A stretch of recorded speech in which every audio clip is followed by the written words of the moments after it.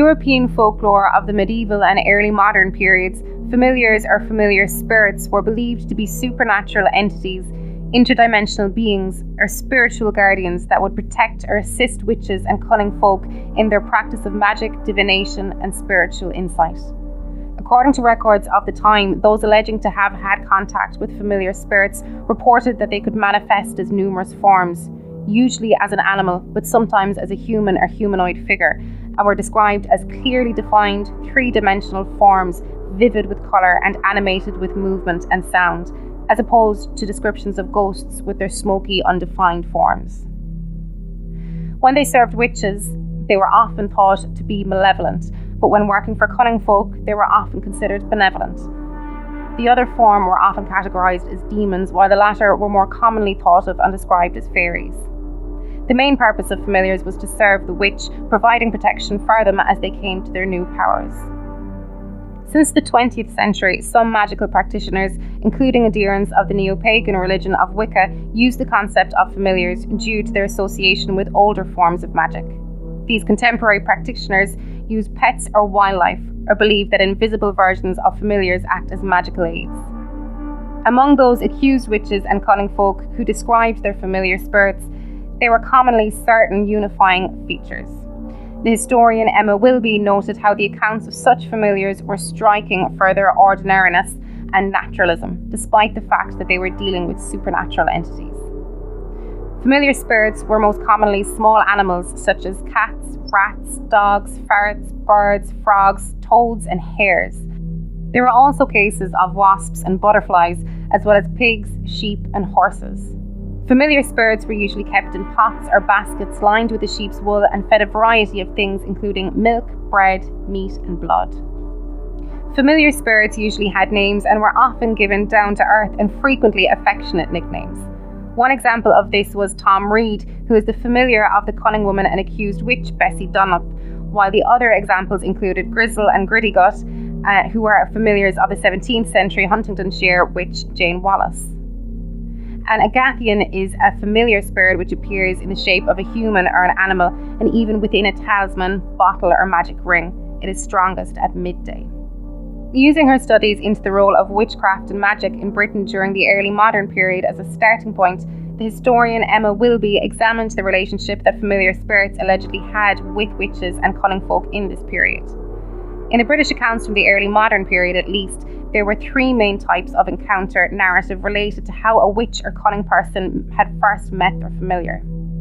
The first of these was that the spirit spontaneously appeared in front of the individual while they were going about their daily activities, either in their home or outdoors somewhere.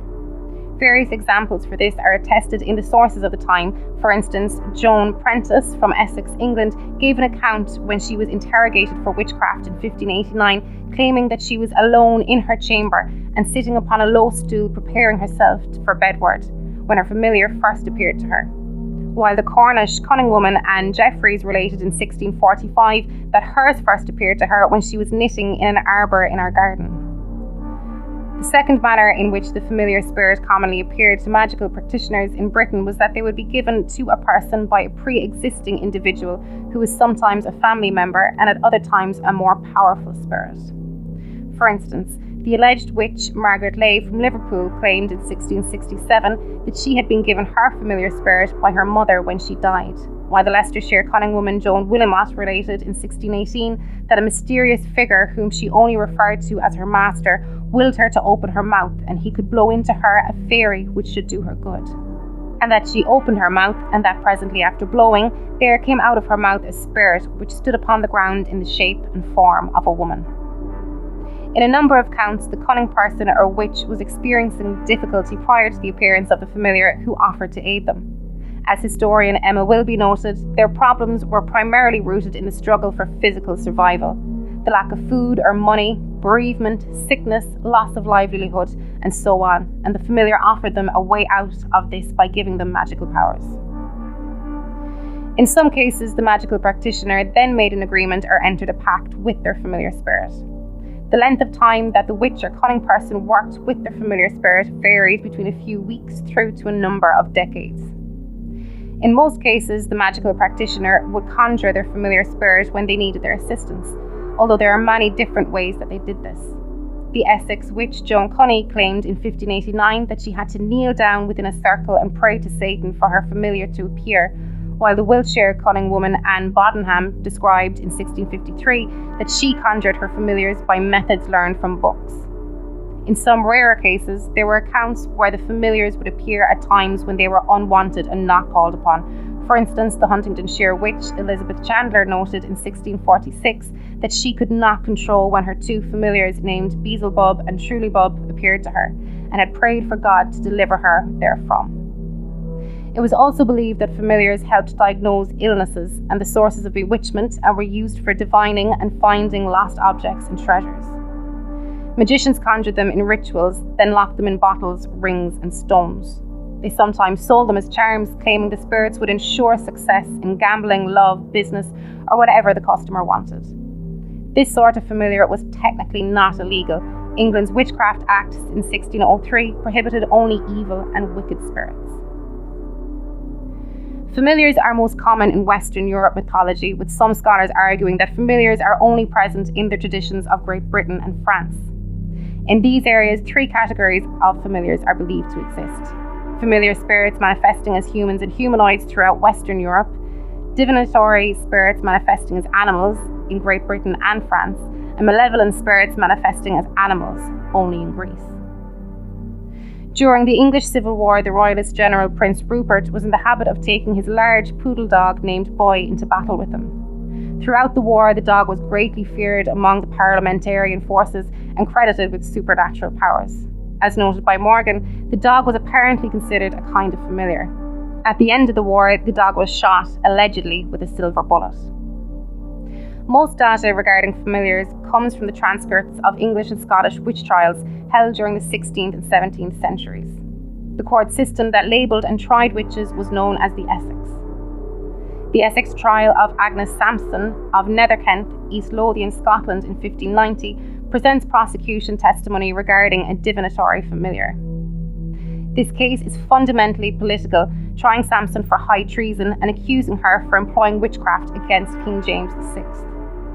The prosecution asserts Sampson called a familiar spirit and resolved her doubtful matter.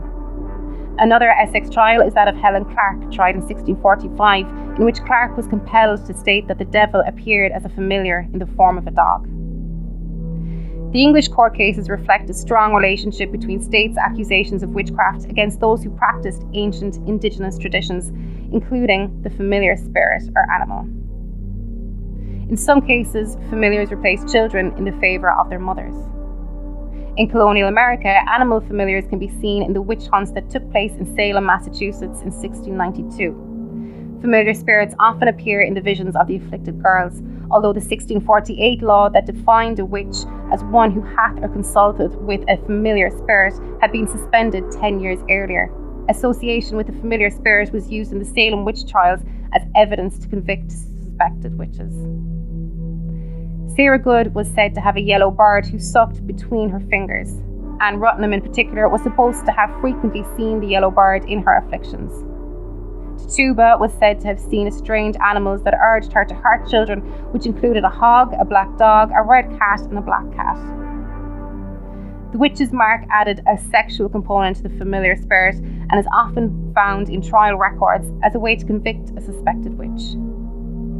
The mark was most commonly an extra teat found somewhere on the body and was suspected to be used to suckle their familiar spirits.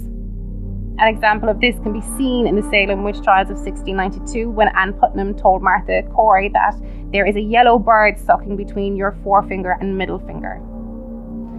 Recent scholarship on familiars exhibits the depth and respectability absent from earlier demonological approaches.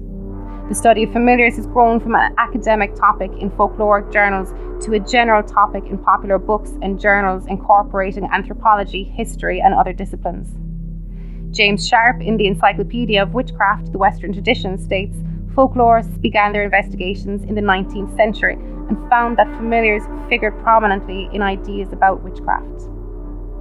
In the first decades of the 20th century, familiars are identified as niggits, which are creepy, crawly things that witches kept all over them. If you like that, then check out our Patreon, where for just $5 a month you get access to exclusive shows like Real Monsters and Playing with Bones with Amy Rose, along with early access to all our minisodes and ad-free access to the Weekend Update and It's Alive! Not convinced yet? Well, head on over now and have 7 days on us. That's a 7-day free trial for all new members. That's It's Alive Pod on Patreon. It's Alive, all the guts and go with none of the guilt.